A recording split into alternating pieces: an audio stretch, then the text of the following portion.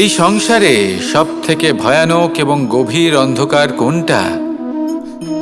সেটা যখন মেঘ সূর্যকে ঢেকে দেয় এবং সংসার অন্ধকারাচ্ছন্ন হয়ে ওঠে, নাকি তখন যখন সূর্যাস্তের সময় ঘনিয়ে আসে, সূর্য ঢলে যায় এবং এই সংসারে অন্ধকার ছেয়ে যায়, নাকি সেই অমাবস্যার রাত্রি যখন চতুর্দিকে ঘন অন্ধকার থাকে এবং চন্দ্রমার প্রকাশ কোথাও থাকে না? না,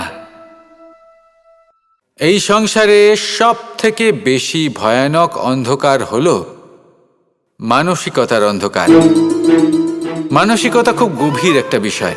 এই মানসিকতাই সত্যের রূপ ধারণ করে এবং আমাদের এই মানসিকতা এবং বিবেকে একটা সূর্য থাকে। যদি আমরা এটা জীবন থেকে বের করে ফেলি, তাহলে নিরাশা, হতাশা, অসফলতা এর এমন এক ঘন অন্ধকারে আমরা ফেঁসে যাব যে তার থেকে বাইরে